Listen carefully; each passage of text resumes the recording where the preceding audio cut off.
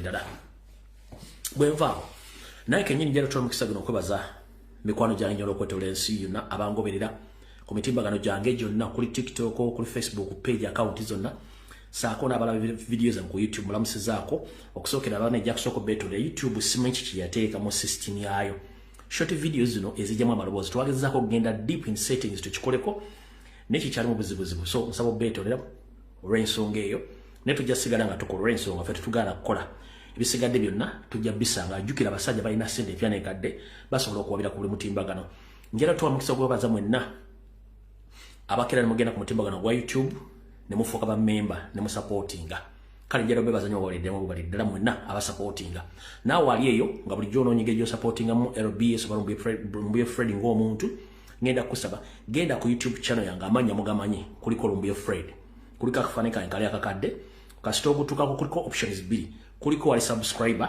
oba subscription kuliko no wali join kati gwokona wali join then details YouTube yenyini egendo zikuwa sizange za YouTube then nolaba engeri joiningam no subscribe no joiningam no supporting amuli nesoboka kubanga yengeri tufuna mwano data n'okunoonya information ogisengeje n'okukola buli kimu nemba nga mbaweereza buli lunaku kuba tuli mu struggles gwennewe wala kunganya information giwe wakuza okusaba na Uganda so ngenda bebaza mwenna abajoininga bamemba n'abalaba kyajja mwebale nnyo wabaleddera kubanga musupportinga mu ngeri yonna esoboka alright awo mba nfundikidde njagala tuyiseewo njala kuyisawo baka buno njala bugendere bannayuganda mumpulirize bulungi nnyo nga sinagenda kuyisaawo obubaka buno eri bannayuganda mwenna njala sooka okutwala obubaka bwange buno bw'okunyolwa bugende eri abooluganda bakola emikwano bekikwatako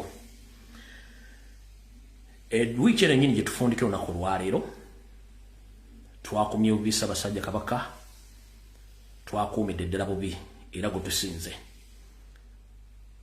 alla bwatu bwe yasazeewo n'atubulizaawo omumbejja Daana Teyeggala eyabuze wiiki eno omwoyo gw'omugenzi Mukama agw'omuze mirembe ffenna lyekkubo enjawulo yabudde mwena abadde bammanyi omumbejja oyo abadde si muntu nnyo wakubeera ku mitimbagano naye mumbejja oyo omu ku bantu bannyinanze ba Ssaabasajja Kabaka abadde bamugumya buli mu nsonga yonna era saagala omuntu agge nti yali yeetabyeko mu lutalo lwonna olulwanyisa omutanda talwetabangamu abaddenga nnyo ku mukono gwe ogwa kkono n'ogwa ddyo abadde nnyo ku mukono gwe ogwa kkono n'ogwa ddyo mu mbeera yonna bwe nakolanga program embulimbulanga emmengo temwawulirangamu linnya lye lyonna ewantu wonna temuliwulirangamu lwaki kubanga yabadde amanyi nti abantu abasinga obungi mu Buganda naddala bayita abalengera Bambejja Nsowole kale yabadde nnyo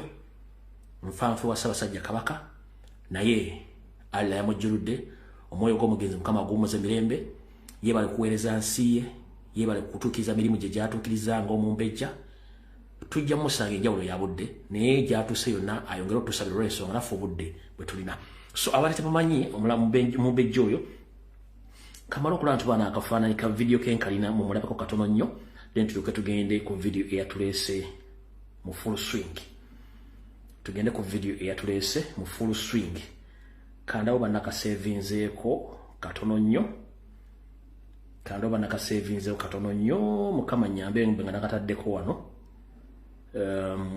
abadde abatemumanyi ndoba ahaya kati njala olaba ka video kano y'omumbejja gwe mbadde mbagambako abadde nnyo mufanfu wa Ssaabasajja Kabaka kubanga mwannyina y'omu ku baana bamuteesa bo mu ntumbwe abataliiko wadde okubuuza yono wano guno gwali gumu ku mikolo gye yagenzeeko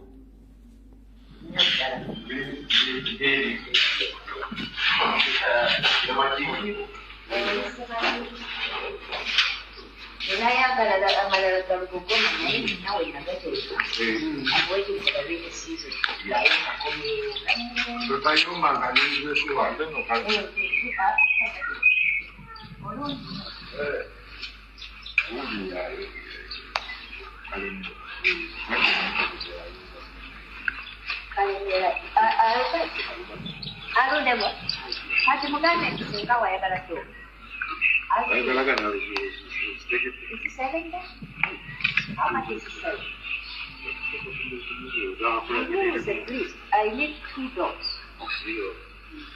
Pitbull, yes. We need everything and yo. Bw'omutunuulira embeera ze z'obuntu abadde mukyala muyigirize mukyala mukwata mpola nga n'essigu omala gakyamako n'ennosensuwo nkiddamu abadde mukyala muyigirize mukyala mukwata mpola mwogeza ddembe naye nga sigu omala galeetako nnosensiwo naye nga alla bwati bwasazewo kale ffenna lyokkubo kitalo nnyo ddala katongera omusabira awo tuvuddewo akatambi katandise akatambi katandika njala tandika na reference jenjalo tandika nayo ye information jana fulumiza security alert yo naku rajjo president bebadde ebukedeya mbalage team jibade bamuyimbulidde team eno iyanita amongi saako ne magogo je twakubye team eno yabadde yanita amongi ne magogo je twakubye ebukedeya yabadde genda okusala ko president naye bwe twagikubye ne beekweka sina kindi abambazize engoye z'aba police constables abamwana byabamu emirimo miswaswangule bajambaziza okaba fledge ngati ba police so ngenda balaga timu muluke mukakasa nti bitwogera bibeera bituufu ferja baga information etali ntuufu beba navubuka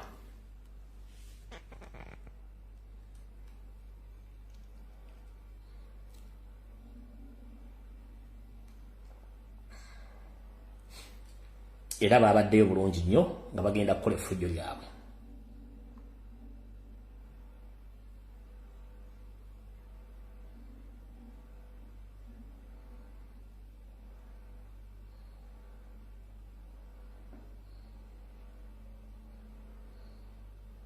beyo bennyini ndowooza obulaba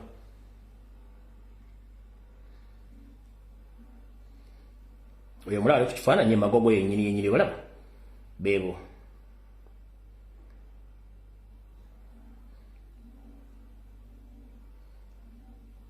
bala bulungi nnyo bayo bennyini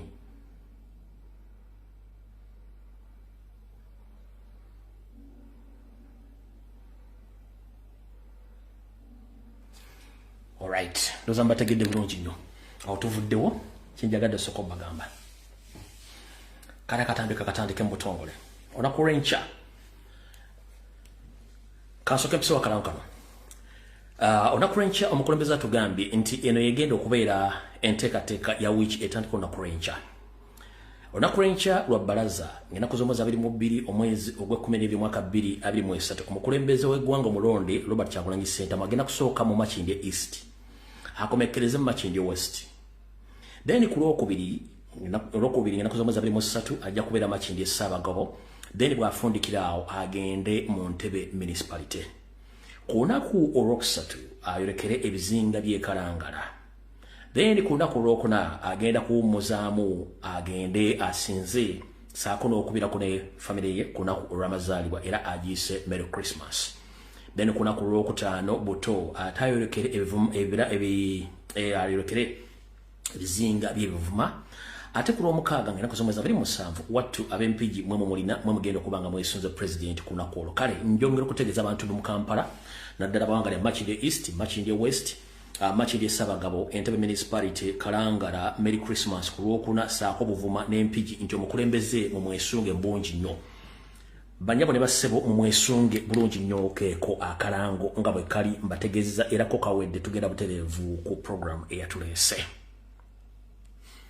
alright tutandise bwe tuti ngenda kukola statement zigenda kubeera 2 naye nga za njawulo kwe kugenda okusinzira program yaalyo statement esooka yeeno 1 bw'obanga wabugumizibwako ekitone ennyo n'oba tobugumirizibwangako njagala oluze statement zino ziri 2 1 eggwanga lyonna lye bayita Democratic Republic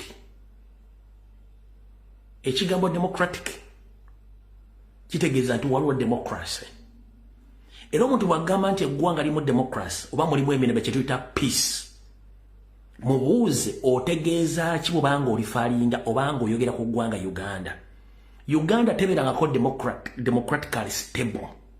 Era Uganda tebeerangamu ddembe kye bayita peace. Lwaki? Video etandise. Kye bayita democracy oba peace mu nsi yonna nga boogera ku nsi Uganda gijjeemu tebangawo. Okuva lwe yafuna obwetwaze mu 1962 tebeerangamu peace, tebeerangamu democracy. Lwaki? Tewabangawo okukyusa bukulembeze ne buva mu mukono ogumu ne budda mu mukono omulala. That's what we call peaceful transfer of power. Ekyo tuyita democracy. Peace. Uganda tebanga mirembe okuva mu 1962 okutuuka olwaleero. Tewabangawo peace. Peace gye boogerako bano abagwira bagitaddewo for their personal interest. Kubanga bwe nkuzaayo emabega nga nkuvuzeemuko obwongo kye tuyita reverse your mind. Okuva mu 1966 omusajja Nyerere n'Obote baakwatagana okuleeta Abanyarwanda mu Uganda. Bajja ne mission nga specifically yakulwanyisa Bannayuganda bali most Abaganda. Eyo video Museveni yajoyogera mu gimasigenda giddamu. Museveni yabadde ng'akola entalo obuvuyo okutta okutemula mu regimu zonna ezibaddewo. Era yamanyi n'entaana z'abantu bonna basinga obungi abaabula. Kati tebayo musiru yenna owa NRM simanyi omuntu yenna nga nti waliwo peace mu Uganda oba waliwo democracy taliiwo. Museveni okugamba ne banne okutambula nti waliwo emirembe. Emirembe yajeetera okubanga yali mu ntebe. Era abatali mu ntebe ng'atandika okutondawo buki ng'atandika okuteekawo obutali butebenkevu. Ekyo mukyetolonedde mu kitabye. Kati omuntu yenna agamba nti mu Uganda is a democratic country oba waliwo peace. No. Peace eriwo ya Museveni ng'omuntu okunyaga eggwanga n'okugatta eggwanga Uganda ku Rwanda. Nkiddamu n'okugatta eggwanga Uganda ku Rwanda kye tuyita majingi nakibasomesezza wiiki eno. Mwenna mwebase temumanyi lutalo Kyagulanyi lwalwana. N'aba NRM bennyini ba indigenous tebamanyi lutalo Museveni Kyagulanyi lwalwana. Nkiddamu ne Bannayuganda bali mu diaspora abalina zi masters, PhD, simezi, degree, simezi bonna tebamanyi lutalo Kyagulanyi lwalwana. Wabula abatono ennyo kati bategedde olutalo Kyagulanyi lwalwana. Kyagulanyi alwanyisa ekintu ekyatandika mu 1966 n'olwaleero. Ekizze kirya buli Munnayuganda yenna Nakabala eyandibadde ateseza eggwanga eryo. Ekibadde kitta buli Munnayuganda yenna Nakabala badde ateseza eggwanga eryo. Ne kirekawo enkwezenge Bannayuganda mannya ne Baganda bannya. Gw'obaddewo kimanyi nti emisana gye bakulagira nti eggwanga lifugibwa Bannayuganda. Ekira akabinja akaagala okugatta Uganda ku Rwanda katuula ne kateesa bute bagenda okukola ebintu bino. Mwemisana mulaba kirala, ekiro bateesa kirala. Kyovula nti Uganda kati essaawa zino buli kitundu kya Uganda kirina governor indirect nga temumanyi. Yaweebwa obuyinza obukontrolinga poliisi, amagye n'ebiragiro okukola buli ekiragisa okukola okudifendinga majingi okugatta eggwanga Uganda ne Rwanda. Mugende mu kyegendereze mutandika okunoonya abantu bonna bannabyabufuzi current n'abaliwo. Mugenda kizuula bonna nga Bannayuganda mannya naye nga bantu baki Banyarwanda. Kiki ekikugambisa ekigambo ekyo kitegere bulungi? Bye bikolwa lyefutwa bwe bukyayi bwe basiga eri amawanga agasangibwa mu Uganda. Ndowooza kati mujja kitegeera. Si buli alina erinnya Essoga nti Musoga, si buli alina erinnya Etteeso nti Muteeso, si buli alina erinnya Egganda nti Muganda oba Ennyolo. No, abantu bano babasiga batya. Nyongera okugamba nti bano abasajja bajja bazaala n'olwaleero bw'ogenda ku social media abakazi bangi ba single mothers ng'eyamuzaalamu omwana tamumanyi ne gyali tamanyi. Ne yeetuumira omwana amannya. Omwana n'akula n'afuuka kyali mu ggwanga naye nga tamanyi kitaawe. Oluvannyuma kitaawe ayinza okuvaayo kulasiti naye ng'omwana tamanyi kitaawe yaani. Kati abantu musinga obyo mulaba naye ng'ekisinga obungi nyongera obbagamba nti muzukuke ng'obudde bukyali tulwanyise ekigambo kye bayita merging and occupation. Nakoze video ku lunaku lwadde lwakutaano ne mbagamba nti 50% of Rwandese in Rwanda they hold Ugandan national identification and Ugandan passports. Ekyabadde mu refugee camp, ekyabadde mu Hora House ne bagamba ani afulumya information eno. Mwenda temu ekyabadde mu refugee camp Entebbe, ekyabadde mu Hora House Entebbe ne bagamba ani afulumya information eno. Wallahi okuva ku Lwokutaano n'olujjo saakoze video nga nfuna information buli nsonda yansi ne bagamba Lumbu yava ne mbagamba nava mu Uganda ate mwe ngenda okuziikibwa. Nti ffe bulijjo tutya okwogera ekigambo kino nti eggwanga baali wamba n'empapula zaalyo zonna ezitambuza bannayuganda ziri mikono gy'Abanyarwanda.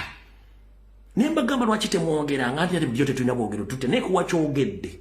Ekituufu kiri nti tukimanyi katube Belgium Abanyarwanda abaliyo bonna balina national identification za Uganda. Kebere Bungereza balina passport za Uganda. Wonna we bali. Bwe kituuka ku university across the globe mama nyabo. Endaga muntu, passport, scholarship, buli kimu kyonna ky'Abanyarwanda. Bo Rwanda ate kiringa bonove wonogera mu supermarket ogula ekintu Omunyarwanda ave Rwanda najja mu Uganda n'agula ettaka n'alibeerako nga teri agenda mmogobako. Kyovola batabagambe n'etteeka ly'ettaka ligenda kuyita. Museveni yagambye believe or not, foreigners must own land permanently in Uganda. Who are the foreigners? Not the British, not the Indians, not the Eritreans, but the Rwandese. Kinachikola nga bwe yakola mu Ssemateeka 1995 n'agamba nti omuntu bw'amala emyaka 10 ku ttaka naye batalina kiryogerako afuuka nannyini ttaka eryo eri asobola okugenda n'asaba ekyapa mu nsi yaani.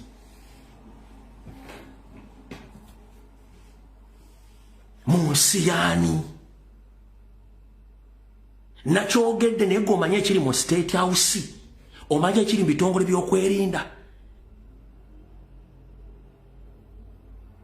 nti eno information yafulumya etya.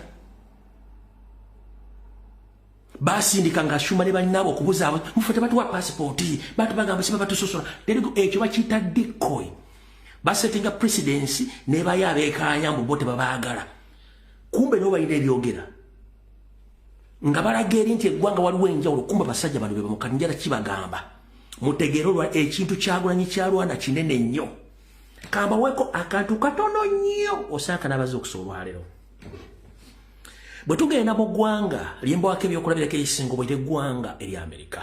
Eggwanga lya Amerika bannannyini nsi abaalisookamu be bayindi abamyufu. Kuliko Abachina bennyini nabo mwe bali mu Amerika lwakuba tebaboogerako. Kuliko Abalatino nabo mwe bali ba indigenous bajjabuzi.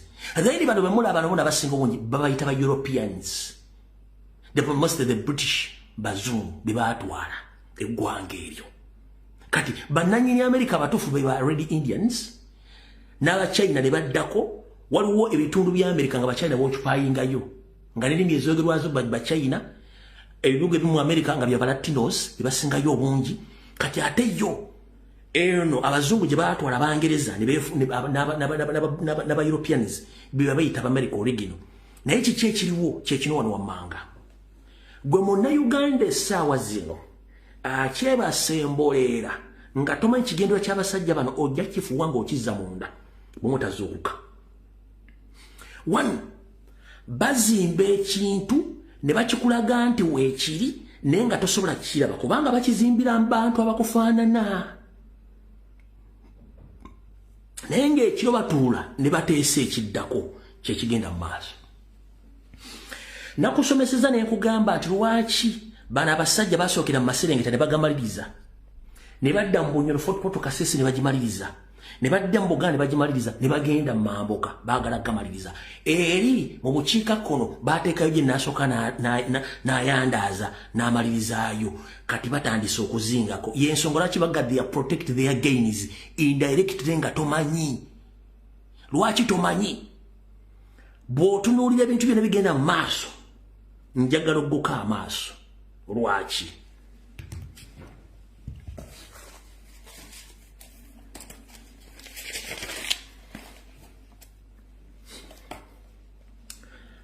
leo video nyingi zibadde zitambula ku mitimbagano Uganda Airlines logo neseka Monange kankuwe ka brief history katono nnyo oli bulungi nnyo ekisookera ddala banna Uganda mwerabira mangu ate musonyiwa mangu eggwanga Uganda lyafugirwako bannansi eggwanga Uganda okuva mu 1962 lyafugirwako bannansi era buli kimu ekyafuga nga bannansi enjawulo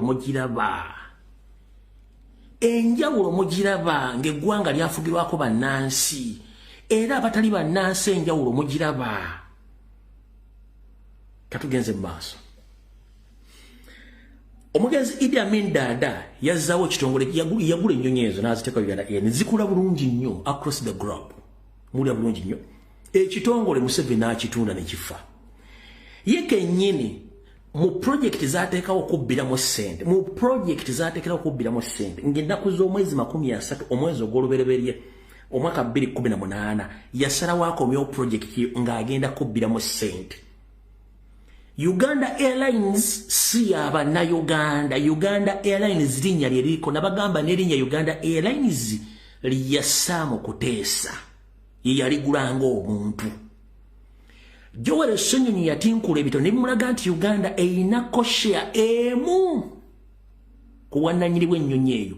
Ennyonyi project ya Museveni nga project ndazo namwabbiramu ssente. Mbuuza lwaki? Tosobola kuŋŋamba nti watandika ennyonyi mu 2018 ennyonyi etekulangayo wadde obukadde 10 amagoba yo ebeera mu budget nga bagiteeka mu supplementary. Tosobola kuŋŋamba nti wateekawo ennyonyi eyo ng'agikulira Jennifer Bamutulaki yasoma social science tasoma nko ku aviation nga yakulira ennyonyi eyo. Lwaki yakikola? Kubanga Bamutulaki muwala w'omu ku bakyalibe abattibwa e Kamwokya mu 1985 nenga yennyini be yabattanga so si maje g'obote. Era kyova olaba kye muteetegereza omwana ono yagamba bw'ati. Wulira omwana ono yagamba bw'ati. I have what it takes to run this airline, and nobody can take that away from me. It is my gift. I can do it, and I'll do it. Not alone, by the way, because I work with a team. Kirabo kye Museveni yamuwa ekirabo. It is a gift. Nkakuddiremu obwongo bujje mu bakana mu Uganda Airlines yandese egaba kilo nyingi nkikuddiremu. I have what it takes to run this airline, and nobody can take that away from me. It is my gift. I can do it, and I'll do it. Not alone, by the way, because I work with a team. And that team in there, combined, we have close to 100 years of experience. How do you manage your gift? How do you manage your gift? Buba kuwa ekirabo okiyisa otya? Mbalabe ku TikTok ku social media bannange ennyonyi yatulese. How do you manage your gift? Katandika butandisi. How do you manage your gift? Yasoma birala, akola birala. N'empapula kwe yangira ku university ku senior 6 zonna zaali sizize. Kubanga y'omu ku bawala ba mukwano gwa Museveni kennyini be yettira nga addugaza amanya ga gavumenti yaliko. Okitegeera? Kati njala bagamba Museveni yeekuliyetingira project ye okubbiramu ensimbi y'ensonga. Lwaki ennyonyi eno esitula abaana ba Museveni ogenda okujjanjabwa enziku? Y'ensonga lwaki ennyonyi eno esitula abaana ba Museveni ogenda okuzaala? Y'ensonga lwaki ennyonyi eno etwala muhoozi okwetoola ensi yonna abayagadde? Guess what? There is a possibility. Listen very carefully. There is a possibility. Mweche mutanamanya. There is a possibility. That means oyina ogenda n'osooka ne weetegereza. Nabagamba nti Salimu Salaku bw'obulwe enamunkekeera.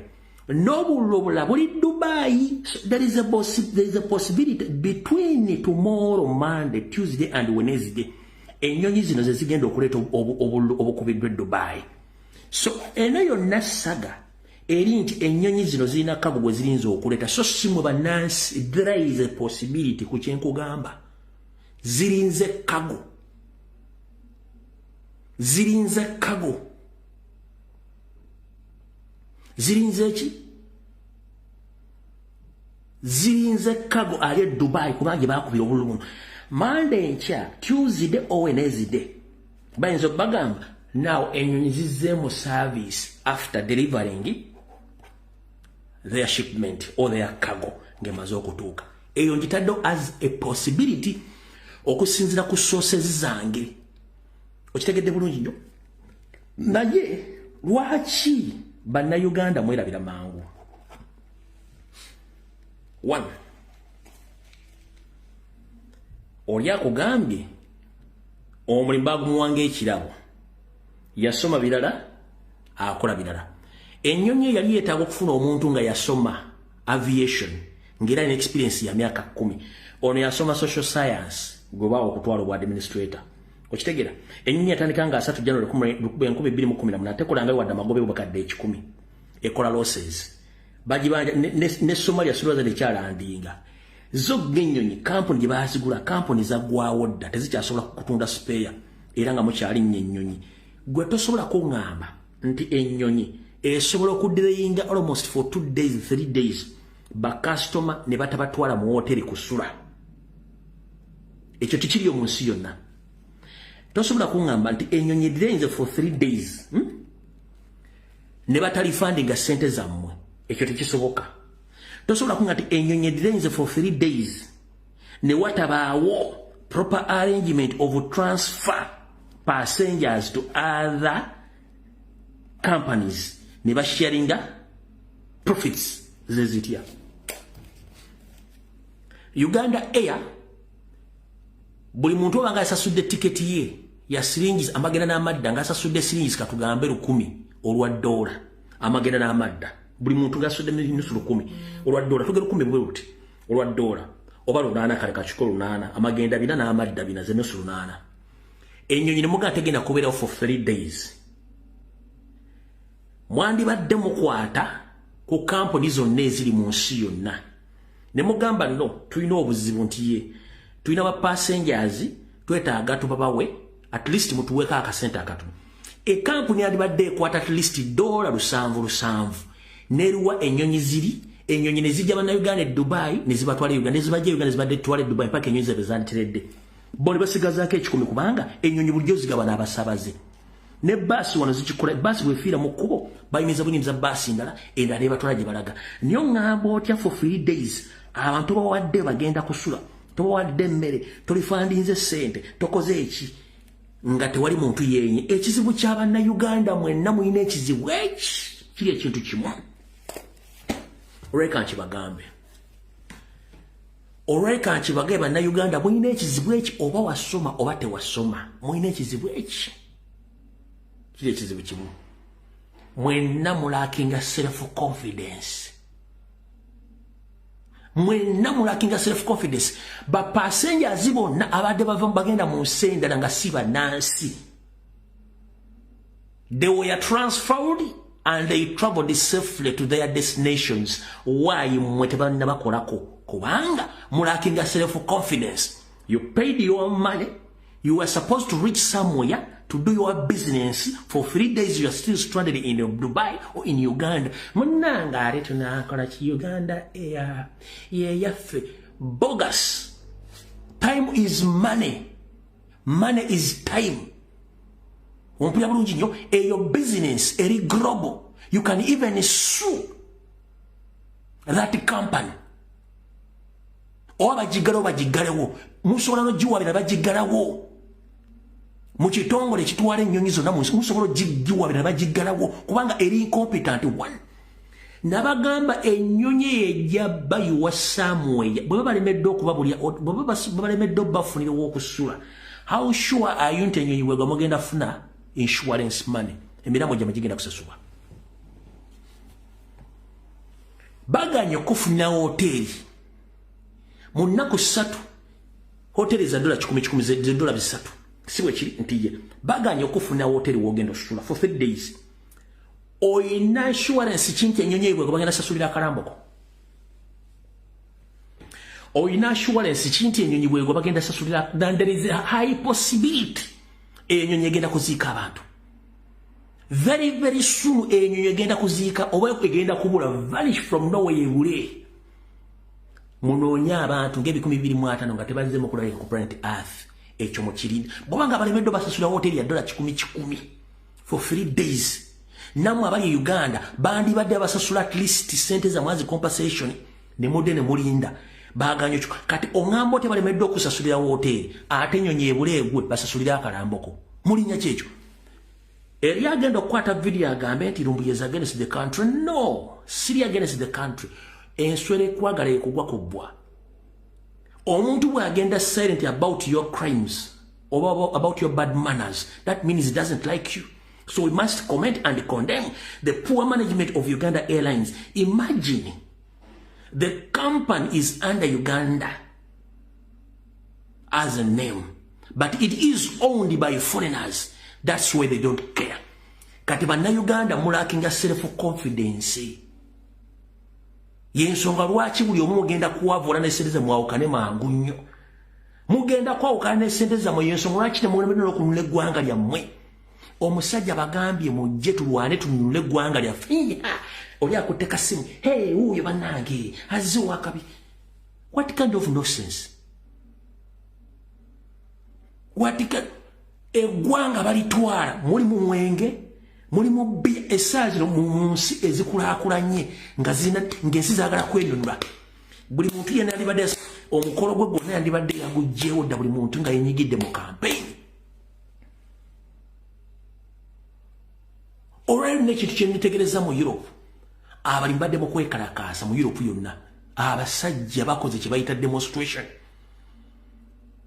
abasajja bakoze kye bayita demonstration abalimi ba farmers bekalakasiza mu Europe ngoberedde nnyo Belgium ne France nga abantu bali mu kwekalakasa seriously nga kino kino okuleetera government okukyusa mu police zali yagala okuyisa naye mmwe babatega conference after conference mabala after mabala ona wasama nnyina ona wasama ganda we ona yesama kino oli yasama kiri ebitali mu tebigatta kati njala bagamba go we na complain ku Uganda Airlines just zip up kubanga temanche mwagala temanyi na nsi yammwe esente zaava mu national treasury ne bakizula nti Uganda ng'eggwanga linako 1% nga 99% shares za muntu ng'omuntu addukanya ennyonyi yasoma social science yaddukanya aviation. Is it possible? Nakugamba it is a gift era nosigala ng'olinnyo ennyonyi eyo oba musiru wa kikaaki ekisaba bagamba ekisaba abachina bakito nombyaliba ekisawe nakugamba Museveni ye muntu asobola okukola ekintu nakulowooza sante ekintu kikyaliwo kituufu kumbe kyafadda ekisawo kyatundibwa dda ki-owningibwa China yesolozaamu sente ensi bagimogeginga dda golodi bamutwala dda Bachina bamunako shares n'abazungu amafuta bagatwala dda omudumu ogutwala amafuta gugatwala Tanzania tiwali mudumu gugazza. That means the country was mortgaged. Wachitegala bulungi nnyo kati n'amataka bagenda gabajjako bagaba foreigners wabaddewo makago bateekewo toilet tolina kyogenda kukola kubanga ensi bagitwala kati mujja kuzuka nga obudde bugenzi eyo ensi bwetaddamu kufugibwa indigenous buli muzingako omutwego odde buli lwe bakaba kujjo bakumutwala bakuziike bagenda natuuka okugaa tolina lukusaluziika muntu ku kijja kyo. Listen very carefully. Etteekero singa temujjako Museveni omwaka guno bugenda kuule babaziika nga n'okukuziika balina kuziika mulimbo ate ng'omaze kukola application. Nkiddamu eryo etteeka singa temujjako Museveni n'akabanoke bagenda kukwajjako ne bakuziika nga n'okuziika bamala kukola application okuziika ate ng'obamala kusasulira kifu bagenda okuziika. The moment singa bajjako land ownership oba land rights ne bazikujjako mugenda kula bakuziika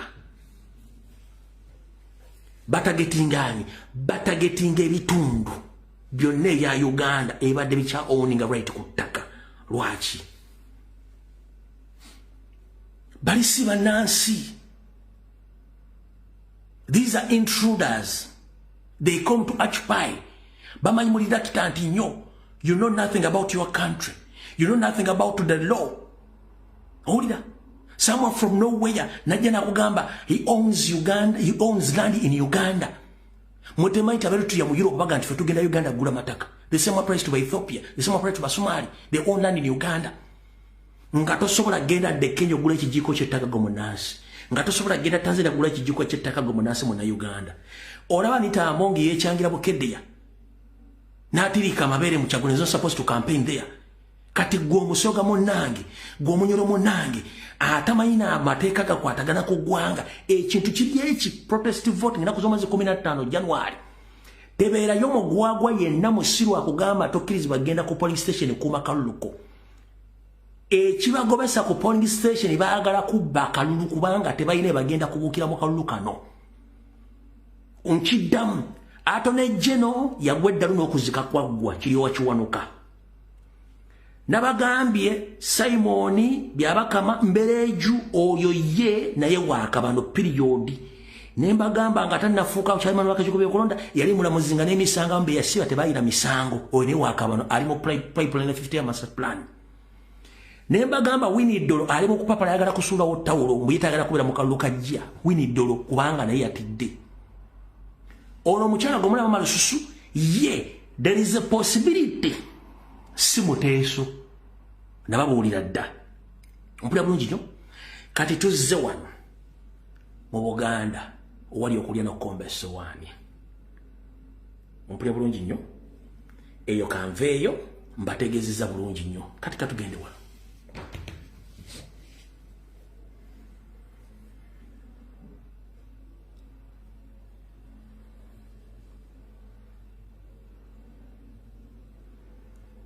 Bwenfano tuyoke tutogera kuba police.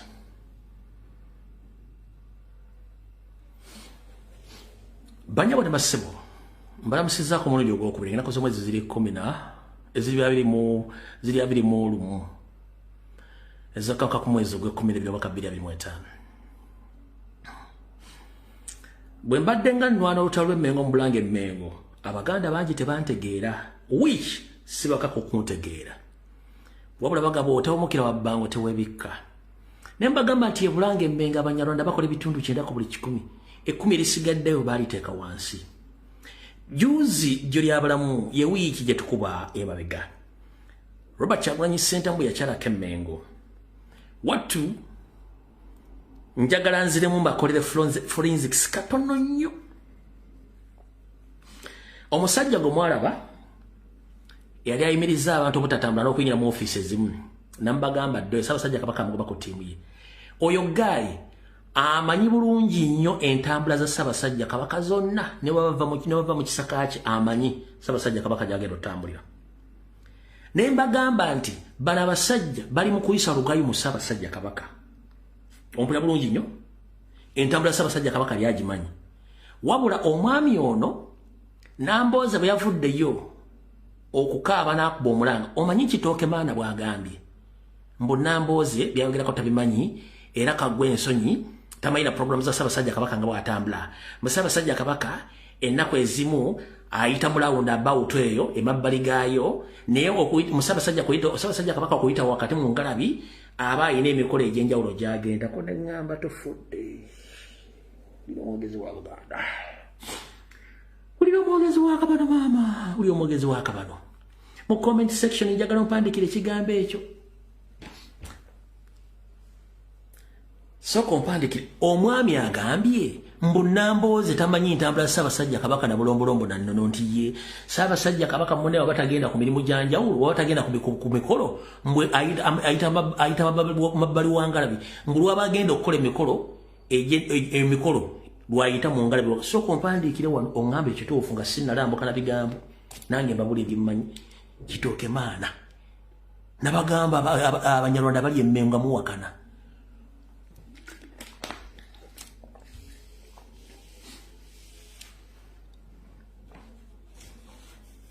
Omwogezi wa Kabano ali Mmengo.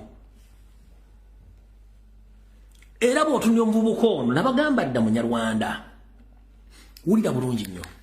Neka bwe mala kuzanya akatambi kalo oli Museveni bwe kyamukutteko nga mukuba. Wulira.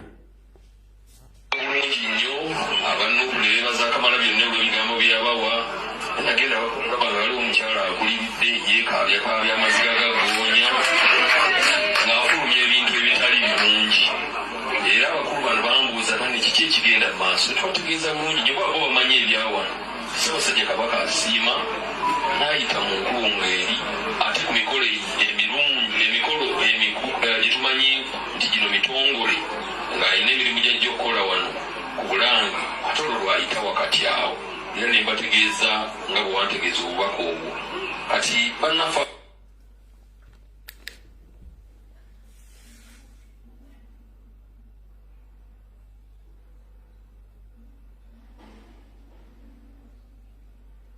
Beba bali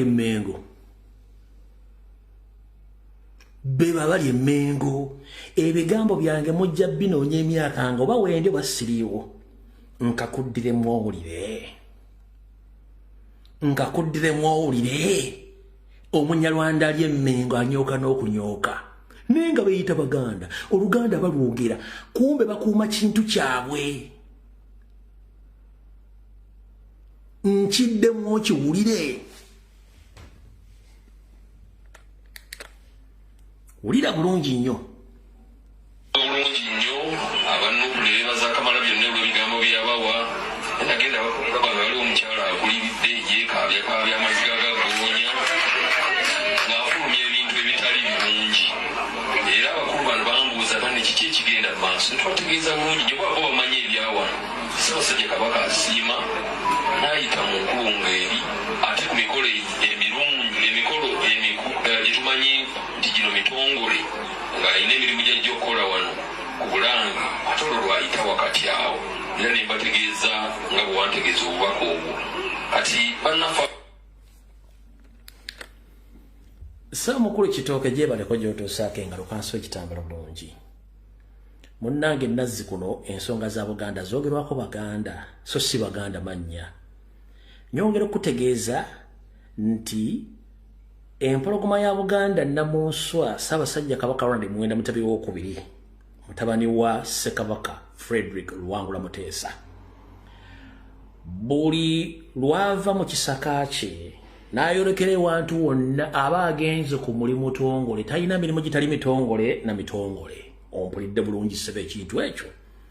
Kali munnanga obudde bwa mu budde Rwanda butuuse mwabeyita Abaganda manyi ogamba otya gowereza Mukama nti alina emirimu egitali mitongole n'emitongole era n'ogamba nti lwana akola emirimu mitongole gy'ayita waasobola okuyita munnanta wetwa nga kuva ddi osobola otuleeterayo akatambi konna akalaga nti Ssaabasajja Kabaka lwana akola emirimu emitongole lwayita munnanta wetwa gwokimanyi waliwo n'enguudo ezaalambibwa nga Ssaabasajja Kabaka talina ziyitamu nga mu Neebalabe Mayanja naye ogala tugamba nti waliwo olunaku luyita mitongole n'ayita mu Neebalabe Mayanja naye mmwe mutwagaza ki basajja mmwe lwaki temutuviira Ssaabasajja Kabaka watomera maama watomera nkiddamu Ssaabasajja Kabaka kasitaava mu kisaka kye ng'ayambadde bulungi ekizibaawo kye n'ateekamu emikalabanda gye n'atuula mu kawulunguta ak'amagulu ana n'afuluma ekisaka kye gy'aba yolekedde yonna aba agenze ku mirimu mitongole. Ompulira bulungi ssebo kati gwe toddawo n'ologootana ng'afuuwa emmindi ze mufuuwe mmwe nga mulunde nti oleko gembwe ate alina emirimu giri nimmwe kati kino kyazzeewo oluvannyuma lw'ennakuba Nyandwe n'agamba nti ye ayina abasobola okwogera so si lumbuye temwakategeera kino kyazzeewo oluvannyuma lwa kino. You social media contributor, how do you come to be the one to announce what is happening to the Kabaka? You don't have enough decency to say banange ekino sikimanyi sikirinako bukakafu kaninde abakimanyi okusinga beba bakyogera. What?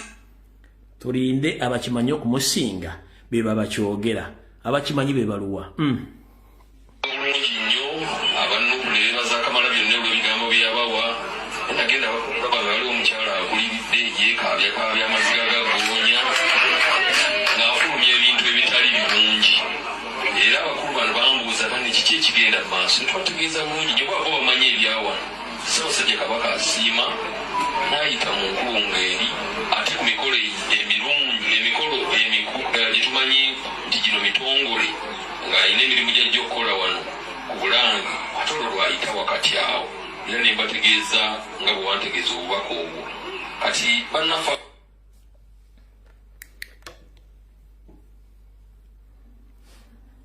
ebyo nno awo tovuddewo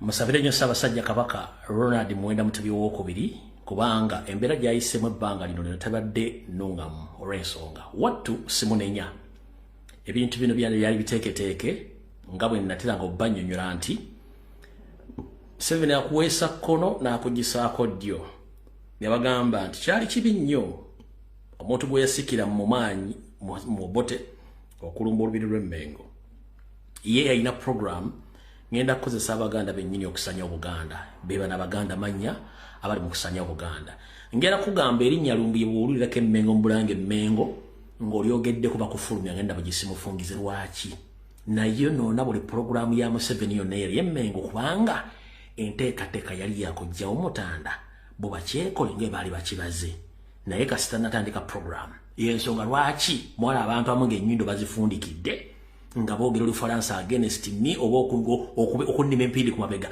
naye kye bajje baakakitegeera ejjo ly'abalamu wano nti Lumbuye ate kye yakola kyali kya mata ga ndogoyi agatalabika olwo baakakitegeera naye nze siina buzibu kubanga ne Bibuli yeegamba nti basonyiwa abo kubanga tebamanyi kye bakola abasinga obungi bajja okuzuuka ng'obudde bugenze n'olw'ensonga eyo ensonga ezikwatagana ku Bulange Emmengo awo nzikomeza olwaleero nga mmaze okulabisa omwami oyo ne mukama we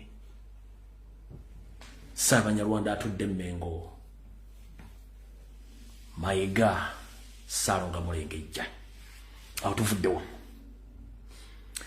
alright nabuno bakakambo yiseewo gwe wenna Munnayuganda eyali awaabyeko omusango ogulimu obufere obubbi obutemu obulyankuzi ng'olina gw'owaabira omune mu gavumenti oba gw'olina wabira nga waakabano emisango gino nga gigenda mu ofiisi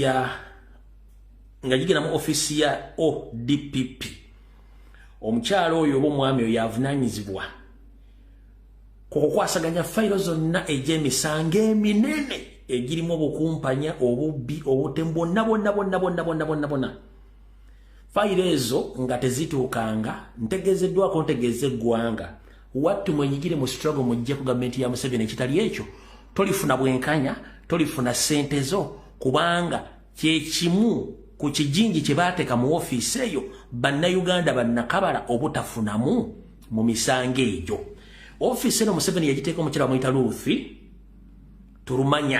Ruth Tulimanya ayina fayiro ezisukka ne mu 2,000 ze yatuulira nga ne bw'olitambulira emyaka 76 fayiro terijja mu kkooti kusoma musango ogwo bakufuna bwenkanya kino kiri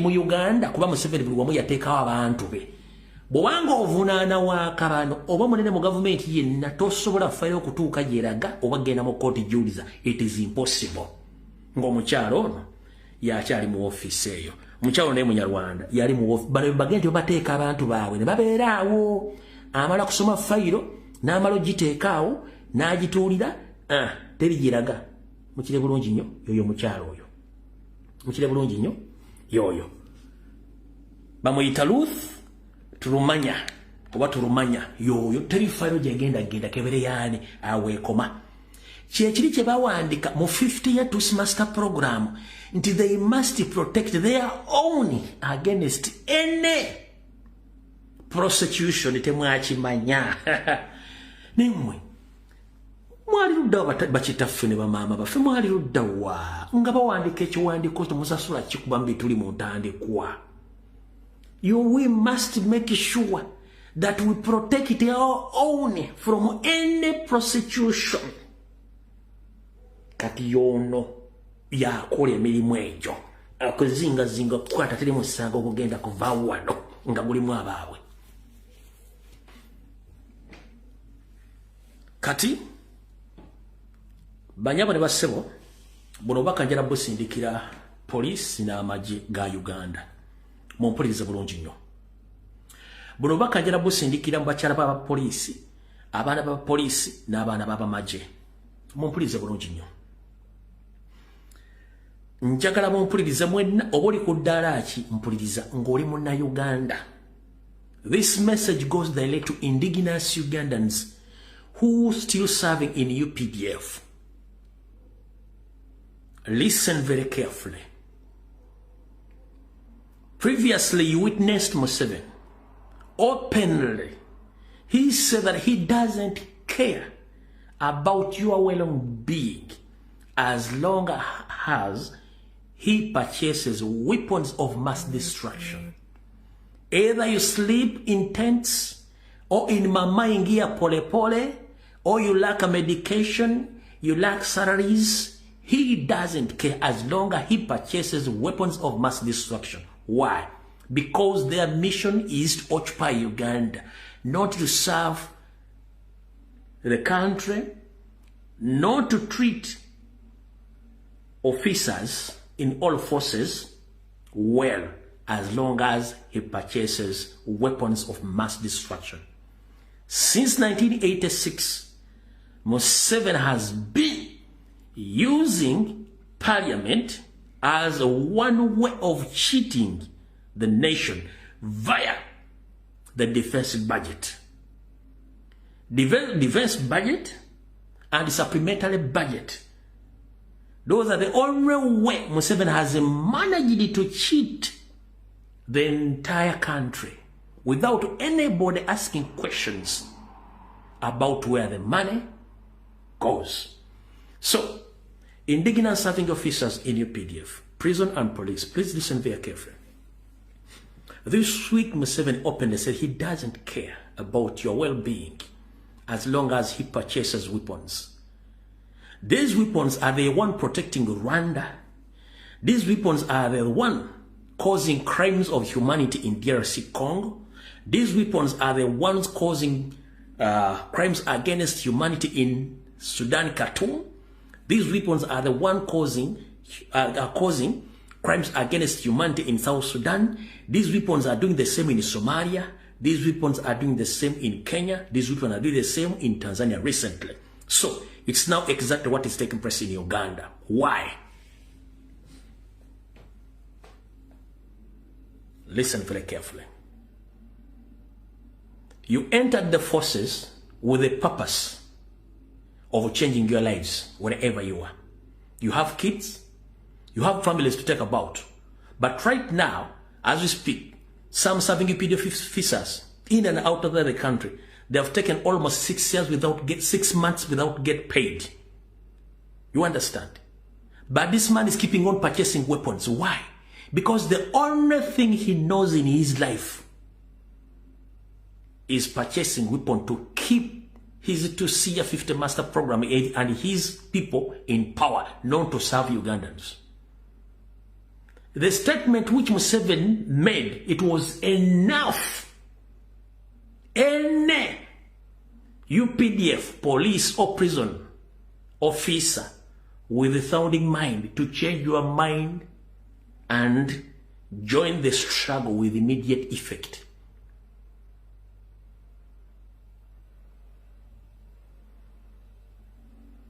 Munalala vibaya, munakula vibaya, watoto wenyu hawezi kwenda shuleni, hamuna kila kitu.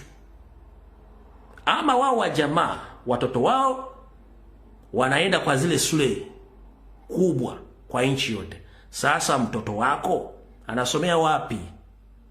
Ona msala, munalala kwa mama ingia pole pole. Siku nzingine hamkule chakula.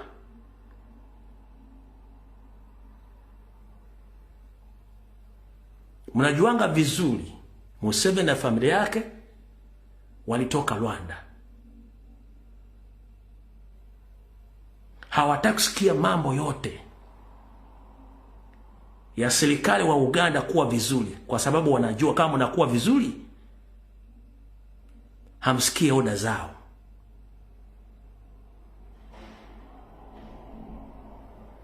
Sasa wa comrades, muamuke.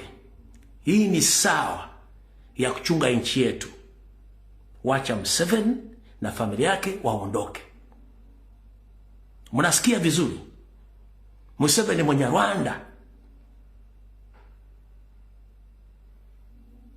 Muhoozi ni mwenye Rwanda, Salimu Sarana toka Somalia. Hili nchi yetu hawezi tukwende kwa nchi nyingine. Kama mnalala muamuke juu. Pesa zote mmezikula, wamejenga za arcade, wamejenga za international schools, amona kintu, mumezeika. Muone na watoto wako wanakula vizuri, wanaendelesha magari mapya, wako na pesa, wako na zifamu. Kama wiko wana baki na nini? Wana baki na nini? Kwa hiyo tete na rara, wana baki na nini? Ona pesa. Bibi waka na chakula, ona nyumba, kila kitu kimepotea. Sasa na baki na nini? Na hiyo bunduchi, fanyisha hiyo bunduchi kufagia Museveni na familia yake. Wake up before it's too late. You have nothing. You are dealing with the foreigners. You've been in the army for almost 15 or to 20 years. You have no rank. But someone from Rwanda straight within 1 year, he was awarded a captain, a major, colonel, but you are still sleeping in tent. For the first time in Ugandan history, you've got the indigenous Uganda who supported from one border to another, but you are still teething around, eating posho. You are not supposed to eat posho. You have to change the diet. Each day you change food. You have to drink clean water.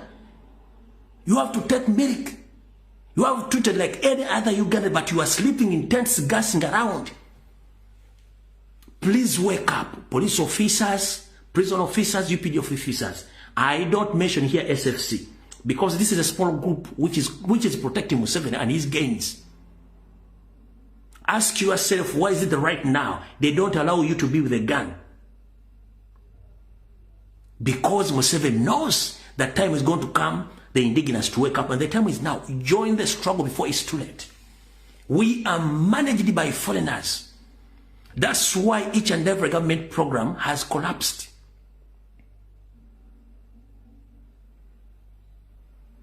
His intention is to create dynasty.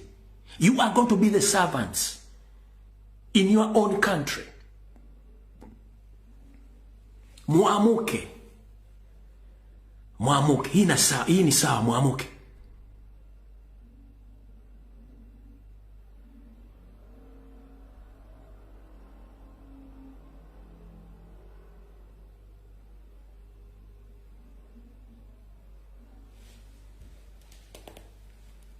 Hii ni message ya Museveni. Mkuwa waangalifu. Hii ni message ya Museveni. Musikie vizuri. Twamanyira nurwa rero bugenda mbaraka zafe.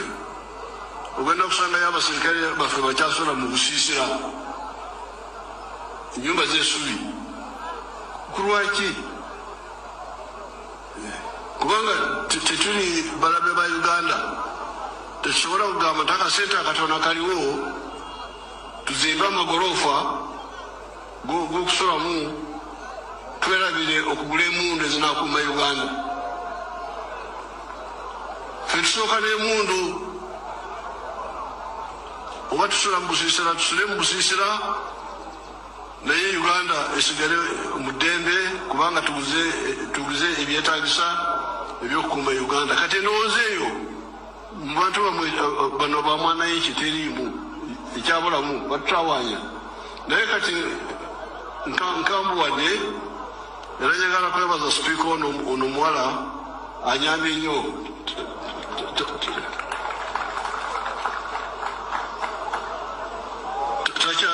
takyaleeta biriibwa emisaala biki okweyongera kati yesu. So, ladies and gentlemen, UPDF serving officers, policemen, and prison serving officers, here is my message. If you want to know the truth about my message and Museveni's message, you have your colleagues in Rwanda.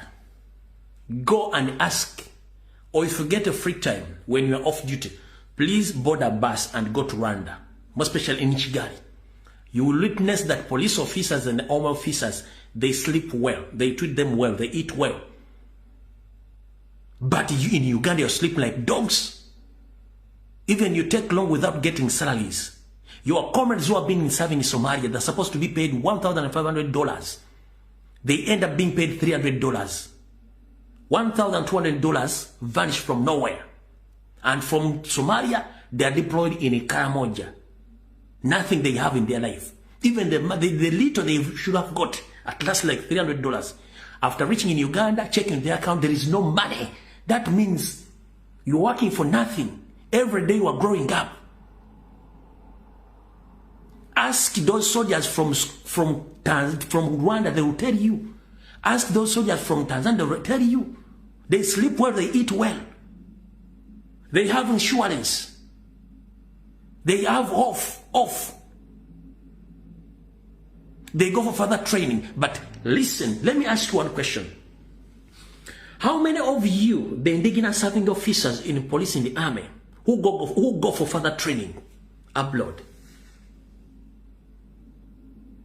How many of you who go for further training in the police, in the military, and in the prison? Who? Check on all lists of those officers who go for further training. Who are those? These are the Rwandese. The problem you don't understand to differentiate between Rwandese and the Banyankore. I've been teaching you about Banyarwanda and the Banyankore. They are two different people, tribes. The Banyarwanda, they just nickname themselves that they are Banyankore. They are not. They are favored everywhere in each and every office they go. They talk arrogantly. They don't associate. The original Banyankore, they are funny and they do associate with indigenous. When you find someone who's arrogant, who doesn't associate with his comrades, he talk of Vagaranda, he earns well, he doesn't care of problems, get to know those are the people. So please wake up before it's too late. Join the entire country to outsit Museveni before it's too late. If you don't do it, don't regret. We shall suffer together. But for us, no retreat, no surrender. We decided we are going to fight until to the last man standing. And the deadline is 15th of January 2026. Believe me or not, it's going to mark the end of Museveni's regime. And they still have a period of 2 weeks either to retreat, to surrender. If they don't surrender, anything happen to Museveni, it will happen to the entire of his family across the globe. Bubadde bakawangirya abasirikale. President yadayogera ko yabagambye no. Mutunule wano. Bakwasa batye mundu ya miliyoni 3. No, miliyoni 6 wa 7. Ngoyambadde andawere mwe bituli akali enkoko kalingiza. Engato zo limu zirimu ebituli. Osula mu tent. Oli abana bote basoma. Tolya mmere, mulya kawunga. You are not supposed to eat portion beans forever. You have to change the diet. Yes, so the government yali yakuletinga government farms. Muganyo okutegera abasirikale mwe. Government farms were meant to feed doctors, police officers, prison officers, UPDF officers, and government-sponsored schools. Nga munywa amata, mulye nyama, mukyuse mmere. Jukira nti during a means regime yateekawo ne food reservatories. In case eggwanga liguddemu obutabanguko. Ng'emmere ejja n'ebeerawo ne mulya. Kati mulya kawunga kamulinganga. Mwe basajja mmwe. Okutte mundu ekusinga ebbeeyi. osula mama ingia pole pole eno neighbor ujja kyojolo muri mu tent yemu nawe no gamba dukoze nabera kanti twomukira ku parade nga muri basungu wavu tebasobola kukubira kadika kadongo kama mu tent for 1 week no bango chategera. The problem you suffer is that you sleep in mama ingia pole pole, 2 families. The other one is married for you are not married. Someone is just kuja kyojolo there for you are just sleeping listening for the tune. How do you settle and serve the country? You are supposed to have your independent houses. Either single room, self-contained, with each and everything which is needed in life. But the problem, musula mama ingia pole pole katenti kamu kalimo bantu babiri olya imba kadongo kamu goli singo tolina ngotandika okuwuliriza amalobozi nga gakucyankalanya obwongo tugamba tugenda mu protest vote kubanga temwagala kutegeera bintu bino. Muzukuke buli kimu kisoboka. Sente Museveni zayisa mu defense budget. Emisala gyammwe kwegiri lwaki zibula. Sente zasaba mu supplementary budget nga zigula byakulwanyisa kubanga eno ze sente zibakozesa okulugendo okwocupayinga Congo mbadde temukimanyi. Ne bajja ne sente mu budget ne bagenda bazimba enguudo e Congo tebatulagadde mita 10 ze bazimba enguudo.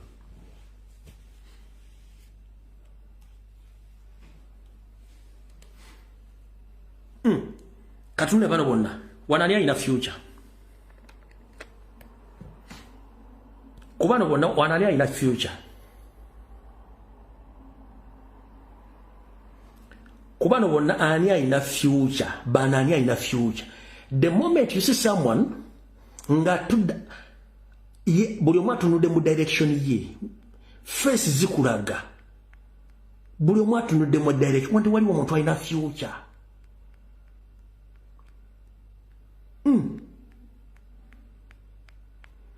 Wanti wali omuntu alina future. Kankweka video go tunobona wali omuntu alina future. To you the police officers, I am sure when you're swearing, when you're being passed out as a police officer, you swear to keep law and order, you swear to protect people and their poverty. But now you're being used to intimidate people. I want you to know that there's a plan for you also. Every institution has been captured, including the military and the police. We want to liberate the police so that you live in dignity, so that you stop living in those Mama Njia poli. In 2025, you must not be living in a uniport. You saw Museveni on TV. He was saying that he does not care about your welfare, that even if you live in gross such houses for as long as you buy guns. I tell you that after 40 years you're supposed to be living in a better house. Uganda is not at war. Uganda is supposed to be a peaceful country, and you are supposed to be a national police. You are supposed to be friends with the citizens. You're not supposed to be feared by the citizens. Chiche mwanga. Awaliwa ina future hao.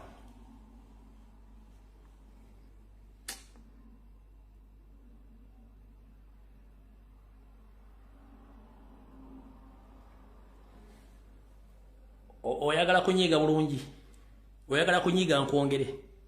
Okwongera ku message emba wa deri mu Luzungu mu Luswahili ne mu Luganda katika nkwongereko faza chibi akujjeko waya enchamuzuke nga mugenda kujjako mu 7. 1. Mbawadde message mu Luzungu nenjiteka mu Luswahili njiteka mu Luganda katika nkwongere president katika nkwongereko faza mu chibi akujjeko waya enchokwate mundu bujjeko mu 7 period. Nchiddamu nkuwadde message President yakuwadde message katika nkwongereko faza chibi Deogracias atate bitokota. Akuwe message eno oveko waye nchoko ate mundu lube Museveni omujjeko.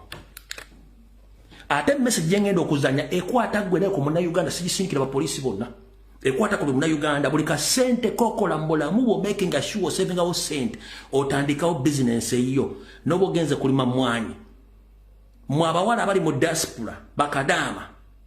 Musoke mwesonywe inbox z'abavubuka mwesettingira obulamu bulina okula. Kwata sente zogenda ogule ettaka mu kyomuve mu bibuga okuzimba ng'engonge mugende mbyalo mugule ettaka. Kampala kyali kisiko yakulaakulanya bukulaakulanye mukono kyali kisiko kikuze mugende mugule ettaka musenge mufune wagazi muve mu kubeera mu bibuga ng'etulege ng'ebiki nga kaloli. Kanza nye message eno wa police kyako takwata mundu kuba Museveni nze mbaluka. Neba abayita ba corporate namwe ne message yamwe. Listen to me very well. An employee is a corporate slave with the titles, no entitlements. You are all corporate slaves here. You have titles, CEO, HR, but you have no entitlements. Your entitlements can only end with your contract. Over 80% of employees in the third world countries, they pray for contract renewals every year. Ballet of Gambo Burunji, civil servant. The word civil servant means a civilized slave. But people don't know. Ignorance kills more people than HIV/AIDS. Open your head and understand. Don't work until you die. No billionaire globally is a salary earner. Salary earning is a slavery, self-imprisonment. That's why after retirement, they give you retirement benefits, paying you for making you forget your dreams. Actually, education is one of the tools that made us forget our common sense. If you had put together all the degrees we have, they are more than Ugandans here in Uganda. May I have 5? Nina degree tano muntu twasanga omusajja alina PhD 3 afudde naye nga nenda we yesigadde babegeri mwaka tuli. Olidde. Yoga kati PhD muyambidde wa muzuukuke. Self-employment is the way to go. Learn the business attached on your career. Learn the business attached on what you studied. Learn how you can be self-employed as early. Show yourself exit before they show you exit. Here in Uganda, we only have few retired men and women who are happy. Abasinga babakubati bategedde. Mwenamba saba, mukoleko kye mukoze, mugende mutandike emirimu. Buli omubala ate mwenna abaagala ebifo. Mulina okukebera ebifo bye mwagala abaabirimu abaasooka. Bw'olaba kye bafaanana, that is the prophetic picture of who you are gonna be. Bw'olaba ng'ekifo mw'oli bonna abaakivaamu temuli mugagga bonna baavu bankuseere basabiriza naawe gy'olaga. So muzukuke, don't forget your power. We have so much power. We can do so much. But some of us, we have forgotten who we are. Who you are in God. Who you are in Christ. God told you, be fruitful and multiply. Not to overstudy like we are doing. Certificate, diploma, but whatever. Bina buzaban. Also made degree soka. Tofunye mulimo. Ejukutala ku degree kiki. Osome diploma tofunye mulimo atogena ku degree. Osome degree soka tofunye mulimo atogena ku masters. Tubere bagezi. Ate go police or prison. No why you PDF alimo tent. Njagala webuza akantu kano wachi buli azimbe enju making sure jagula bugumu. Mwaye one atangira babiyebake bulungi mwekiba fulo oluji kokuma border za Uganda mulina okusasula obulungi mulina okusuna obulungi mulina okufuna future ng'abaana be basobera mu masomero agali ku national standard mulina okubanga musula bulungi ne mulowooza naye kati musulanga omusajja neweegoba ku mulimu olwa pressure kubanga tulaba future mu poliisi nga training omwaka mulamba nga ne ku NSSF toyinayo ssente emyaka gyomaze ng'osavinga mu poliisi toyinadde ekitiyo ky'ettaka wadde akajiika kasena eddagala ly'omwana ery'ekifuba nga tokalina gambutusi oyinaemu oyina yunifoomu emu n'akasenya abamusenyesa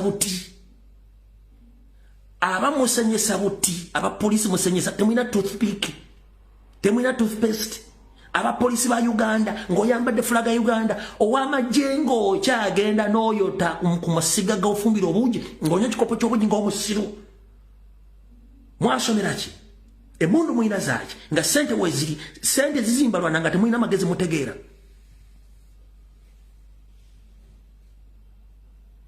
ogenda kuva ddi mweyembera mugenda ne ku online mwagala mwapulenga emagye ga America goloza aga America tebaagalwanira kubeera bwe gali muneplayingi arafuna poliisi y'omuliro bonna bafuna ssente okusinziira ku normal standards ziri mu nsi eyo ne bw'ava mu poliisi asigala mugagga asigala akola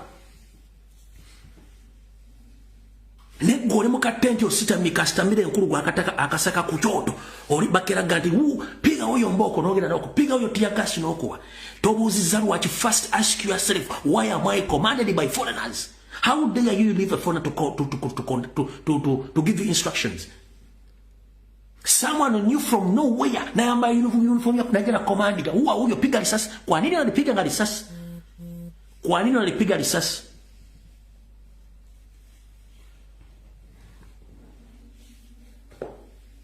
Hamupige wananchi. Musikie vizuri, ampige wananchi.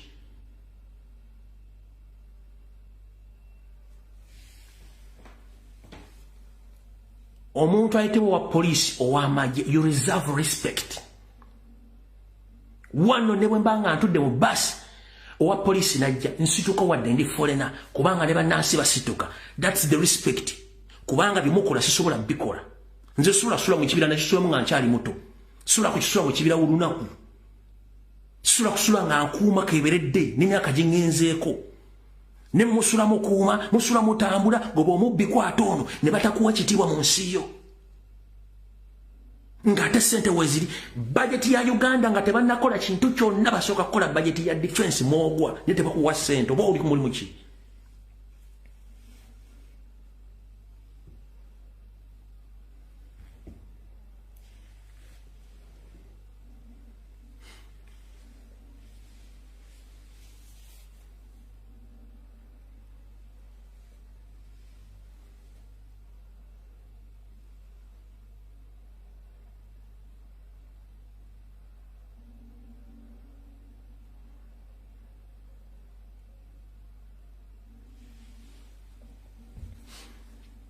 Aonvuddeyo mbeesonyiye.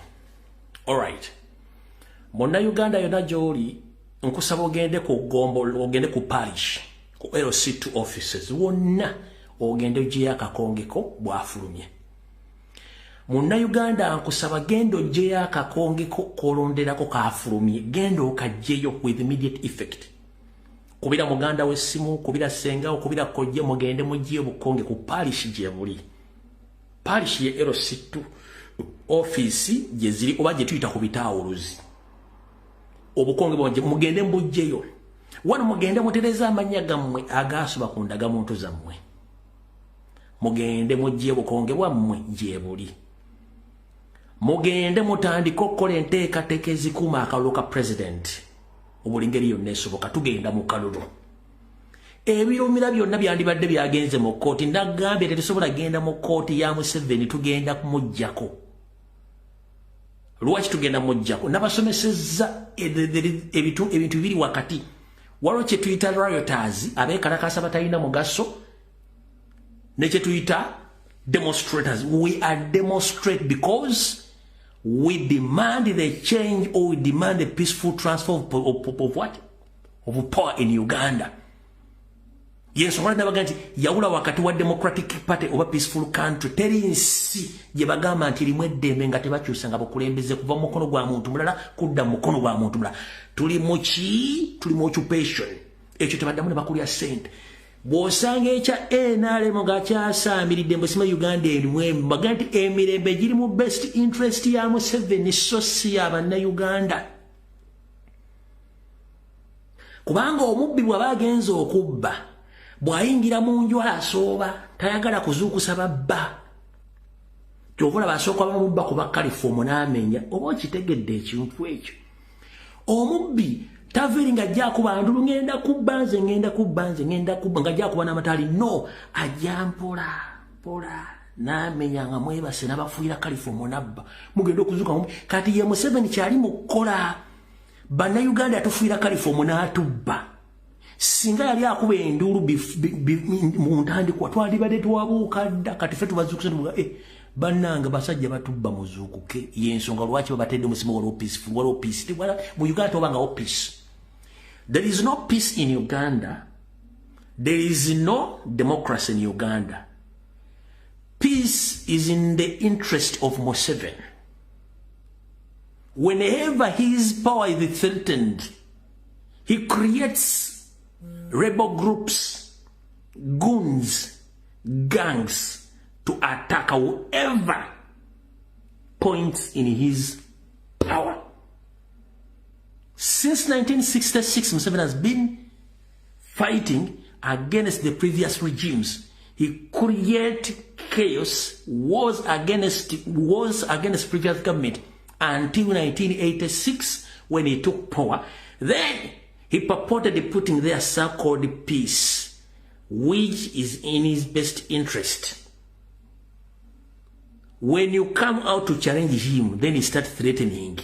As you had in the other video, for us we buy guns because the guns are there to keep us. We don't care whether police you sleep well or you PDF, because we know guns. Nabagamba.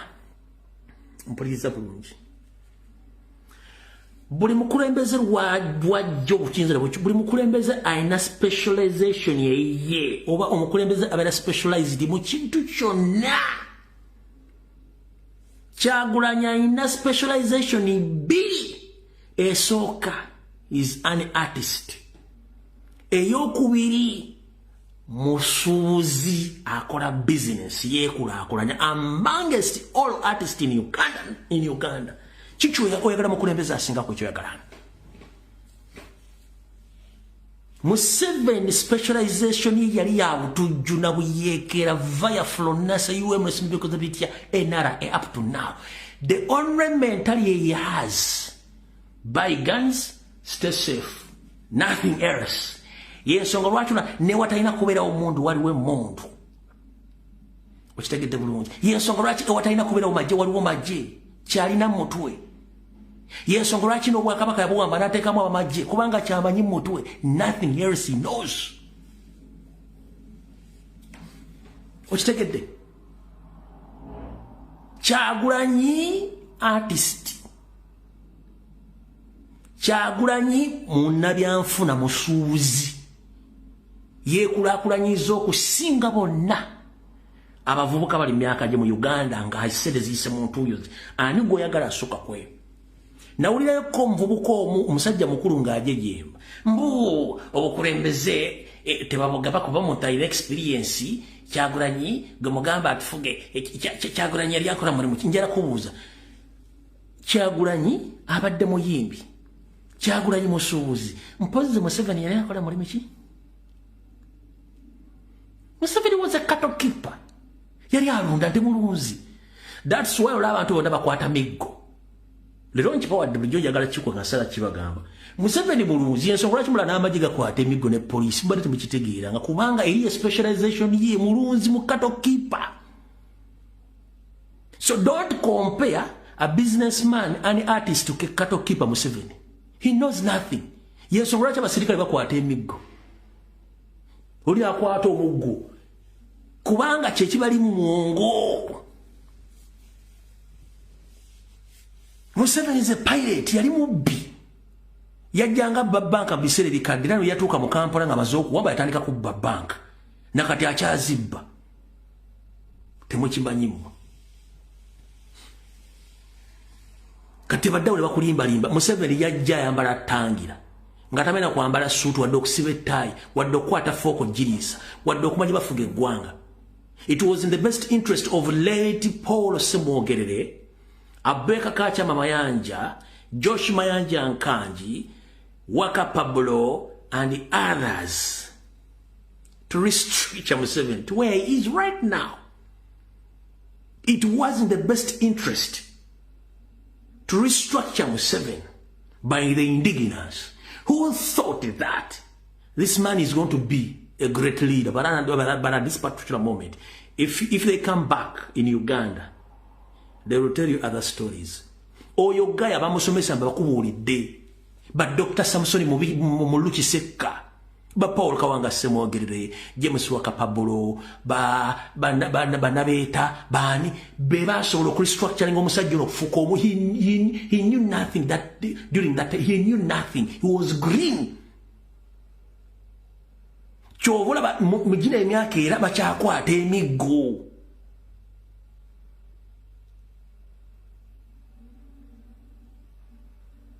Bulijjo ekintu ekyo kisirikiringa Sara kibagamba. Oli agamba Museveni yali mulunzi wante kyovola baneki obi mubaba bakola application okusaba mulimu. Bakugamba what is your hobbies? Oba ebintu byoyagala ba mize ebintu bikujumira ebintu byagala okukola bikujira mu bwangu okukola abo misebe byebide. Museveni mulalo Yesu lwaki obudde obusinga bumala kisozi nga alaba ente zafuna kuba kyekimuli mu bwongo. Guess what? Genda obana bona babani bona ate nako ngojjeko bali abantu bakatulasoraza bomu mu east abakalamoja abakato keepers abakalamoja tumai ba indigenous bana basigadde bana. Yo anga tisero bihoga ni educate bihogo balowooza ngante ze baluddemu ze bamaze banga so tosobola kuddira muntu abadde mu emyaka gyonna naga nti agenda kufuga eggwanga litereze no. Okitegedde bulungi nnyo.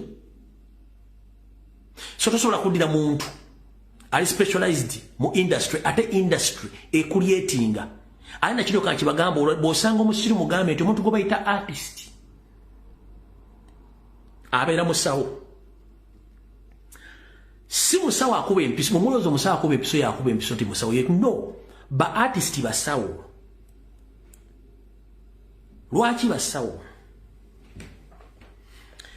Omuyimbi musawo kubanga awandika ebigambo ebijjanjaba obwongo bw'omuntu. Bitya wano njagala nkunnyonnyole wano omuntu bw'atuula wansi n'ofuna ebirowoozo bye tuyita stress ogenda ewa omusawo w'ebirowoozo. Bw'ogenda omusawo w'ebirowoozo n'atandika okubuuza ebibuuzo ng'alireetinga ku by'omugamba era omusawo yazaga ati genda ofunemu okuwummula oba gendako mu kintu kyonna ekiyinza okutwala ebirowoozo oba ogende ku lubalama lw'ennyanja oba ogendeko mu mizannyo oba owulirize musiki yenna ow'ekika ekyenjawulo. Ngenda kubuuza gwe omusajja akwata olupapula n'ekkalamu n'agenda mu studio n'ayimba oluyimba from nowhere n'osituka n'osala omuziki abala from nowhere ne bayimba oluyimba ne lukukka mwoyo n'otandika okukola n'okaba n'owulira nga oyo basawo ba birowoozo. Kati oyo atakimanya geragala mbu yalimba negenda obuuza omusawo ajjanja ebirowoozo nti musiki si ddagala music ddagala era n'abasawo bennyini abajjanja b'ebirowoozo bakugamba genda owulirize ku music omusendeekerevu gwovaako muntu asobola okukubira endongo n'osituka from nowhere n'okubamba n'ozina amazina oyo gwe bayita omusawo si buli muntu nti asobola okukikola. Okitegedde bino bye mbagamba nti abantu ambanyo baba naawe mu field ze bano naye nga tamanyi nti kintu ky'omuntu oyo kyayimba kitegeeza ki. Ate abayimbi balanzi bayitamu obubaka bwa Katonda. Abayimbi balanzi ng'ovuddeko buli obusawo mbagambye abayimbi balanzi agenda nawandiika ekintu naye nga si yakiwandiise n'akiyimba gwakyo n'ogamba lindako bwakiyimba ne kibaawo. Omugenzi Erimani Basudde yayimba Bass Dunia Part yes Part yasembayo genda oginoonye Bass Dunia Part 2 ekiri mu Uganda ne mu nsi yonna Basudde yakiyimbako.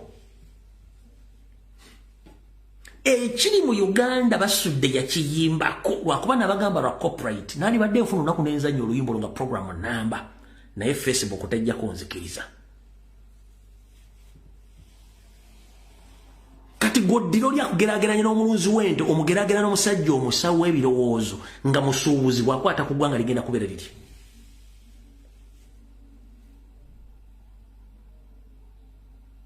Kati kankuwulire ekigambo kino kitegero lwaleero buli muntu alina engeri Katonda gy'amu blessingamu okubeera n'engeri gy'akomunikatingamu n'abantu. Eriyo abasumba ababuulizi b'enjiri nga si baffere akubuulira gwe kennyini ne weetereza niwe badde ogenda okukola ebikyamu n'obivaako n'odda mu mbeera n'ogamba oyo kasita ayogera mba mmaze oba kasita ayogera kyayogedde mba sikiddamu. Abo nabo Katonda bateeka mu kkowe va ku baana baffere b'e Kampala ne mulimu n'abasosodooti e Kampala ng'ayogera ekintu n'ogamba oyo siddamu kasita ayogera kaabere mu sisita n'agamba ekintu oba father oba pastor oba omusumba yenna ng'aliko amafuta agamba ekigambo n'owulira nga kyekyo okubayita okukwatibwako kwa Katonda. tolina lunaku lwogenda kulaba Katonda musajja munnange mukazi Katonda tolisobola mulaba lunaku lwoluvu Katonda otambula naye ne tomanyi wogenda musanga kino kijja olwalo kunze tolina lunaku lwogenda kulaba Katonda tebaayo muntu yenna mu nsi yonna kulaba nti you are going to witness the presence of Lord no Katonda ali muggwe Katonda ali muntu ali ku muntu akuliranye akubuulira n'akutegeeza n'akukakkanya n'akujja ku kikyamu n'okola ekituufu n'okyenyumirizamu nti singa si musajja oyo singa si mukazi oyo nandibadde wano wendi siriwo oyo gwe bayita togeza n'onoonya Katonda yejjako obuyinza bwonna n'abutulekera ku nsi tugidibage tugifuleyo emirimu tugifuleyo okufiiramu yali wali atudde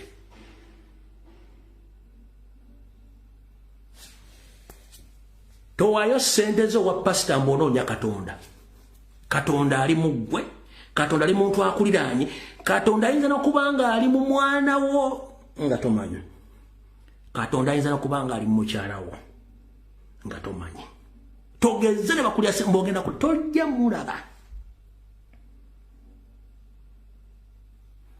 kyolaga nti Katonda awanga analamu emirembe gyonna waali akulaba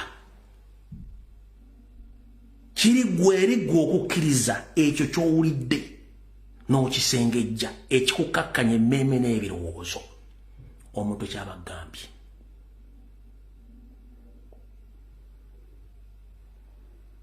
so tebayi muntu ndala bukubuza simanyi jangu ndo tali Katonda ali kumpi naawe tonnamulaba bulabi ate muyiga okwewuliriza listen to yourself weewulirize nga tonnawuliriza kintu kya mulala nasooka weewulirize gwe kubanga obubaka bwa Katonda bukkira ku gwe kennyini Bibuli yatugamba nti Katonda yatondebwa mu kifaananyi watondebwa mu kifaananyi kya Katonda kitegeeza sooka obudde ekifaananyi kyo kyewulirizeemu bw'oteewuliza teri agenda kuwuliriza bw'oteewuliza teri agenda kuwuliriza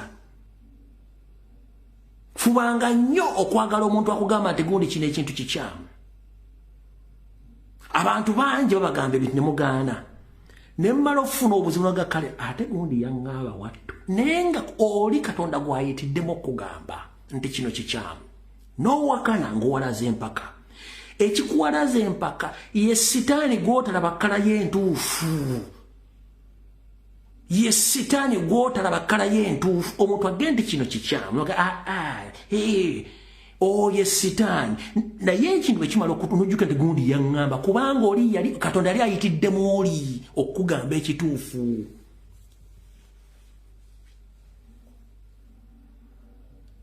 ompulidde bulungi nnyo nze nabagamba ku nsi kuno ekintu kyensinga okuwuliriza mpuliriza nnyo enjiri y'abasumba b'enjawulo naye mpuliriza irimu z'abasiraamu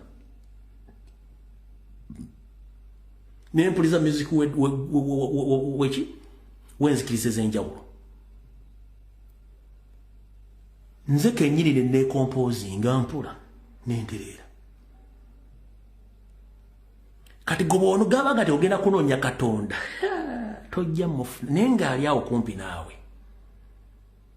ekintu kimu kukkiriza sooka okkiririzemu nga ggwe eri ali wano nga nti nze nina olulimi bwe njogera ekintu kituukirira si ggwe Katonda kiyakuteekamu ky'otamanyi kale nze nina omukono gwaza emmere no si mukono gwo kuba n'abantu abalina emikono you are blessed by God gw'otalaba nze si kuba wantu mutono batampa ssente you are blessed by God nogwoliga nti kikyo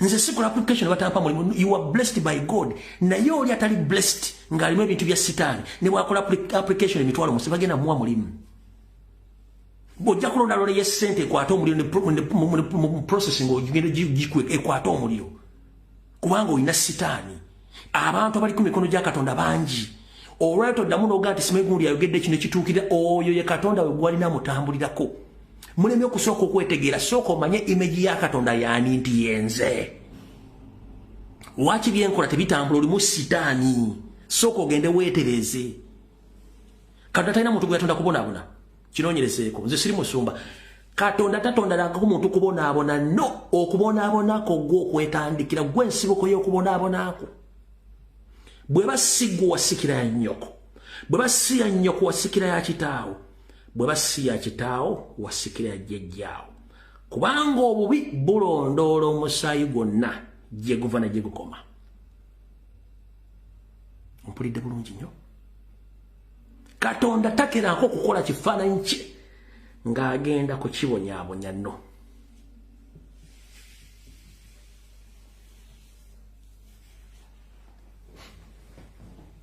ompulidde bulungi nnyo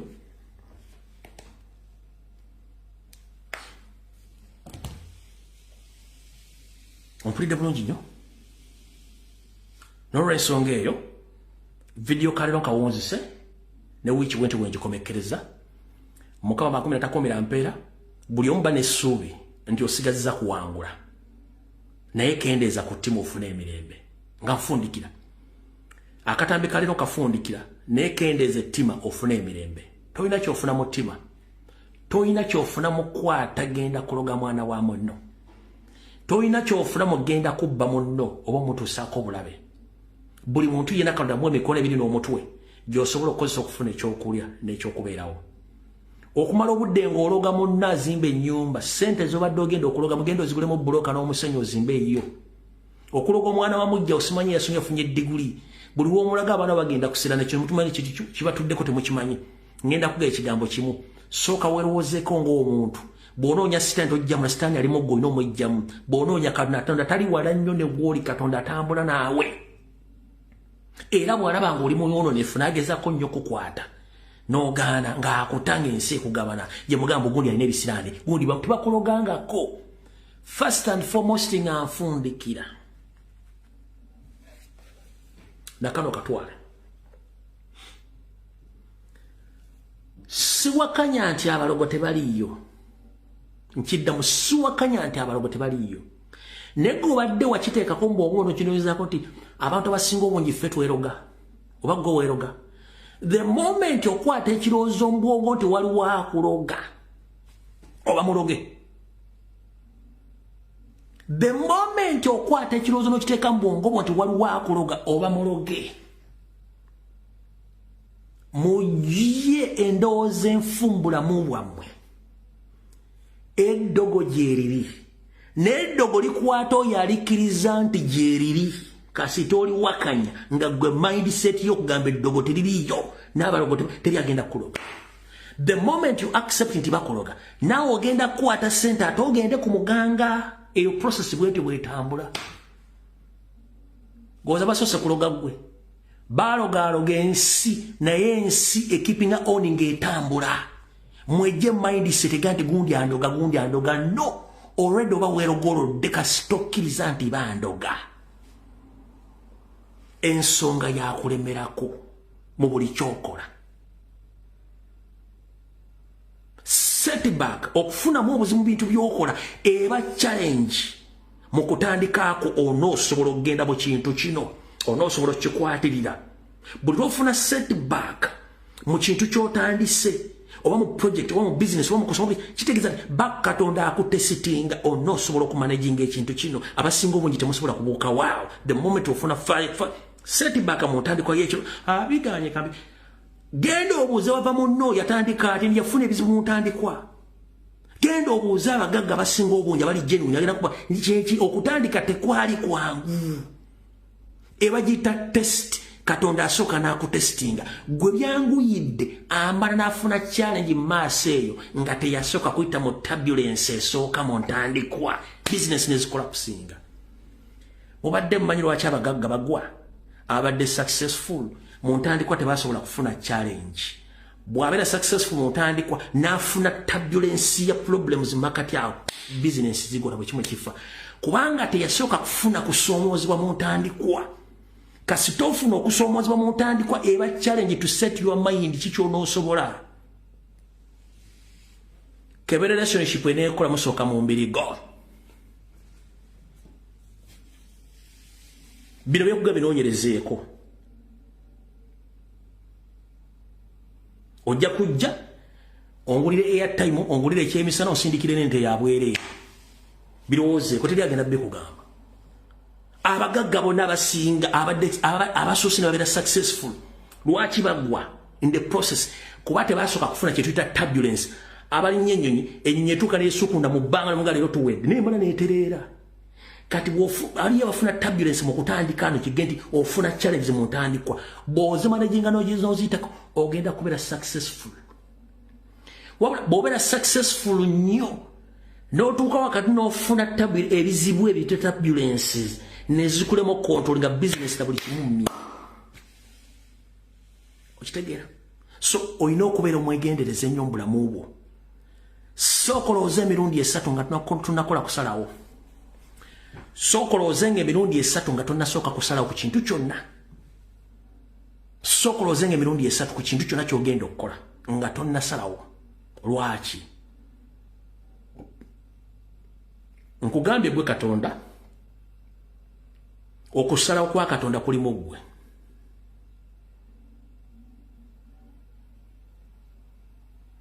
Bw'okola okusalawo okubi oba tokoledde famire bwo kwekoledde nga ggwe. Era bw'ogwanga mu kizibu kyonna sooka otuze wansi entwingiriyo oba engalabiyo ge nti yes, ngudde mu kizibu. Nva ntya mu kizibu kino. Bw'ogwanga mu kizibu sooka otulo accepting eti ngudde mu kizibu. Bw'omala okya accepting find solution nkivuddemu ntya. Soba okigwamu totula butuze. Notandika okubira bana nze nfudde simanyi kyakuzaako wolololololo. No, accept nti ndi mu kizibu. Then ekizibu nkivuddemu ntya.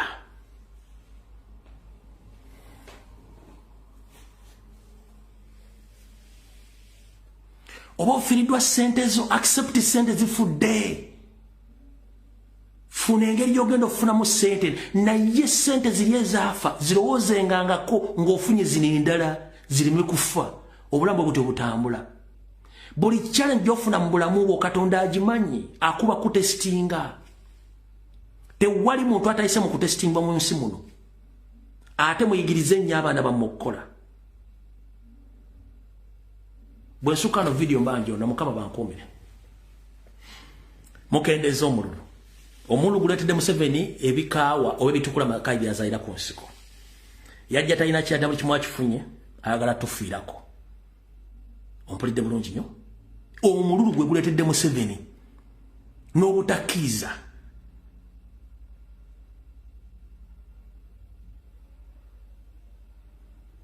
Ompulidde bulungi nnyo? Mukama akumira takumira mpeera. Enkya Makindye ey'Amaserengeta n'ey'omukiikakkono. So mugenda mukuma omukulembeze, mukuume bulungi nnyo. Yenna asobola agenda okuuma omukulembeze Makindye mpaka ennaku z'omwezi 15 omwezi ogw'olubereberye 2026. Mugende mulonde bungi, mugende mugye obukonge, mugule bendera za Uganda, musimbe bendera za Uganda. Buli w'omanyi nti waliwo enkyukakyuka, simba bendera ya Uganda. Mugende mugule bendera efuuke ekizibu eri Museveni, kubanga Nabbanja yagambye mbu Kyagulanyi akozesa bendera ng'okulwanyisa Museveni. Museveni bendera badde agimanya amakulu gaayo. Nabbanja oli mulundi. Lwaki otaddewo mu Burundi gye batamanyi mugaso gwa bendera? We are claiming back our country. We have all the mandates to use our national flag. Mukama bankuumire video wedde.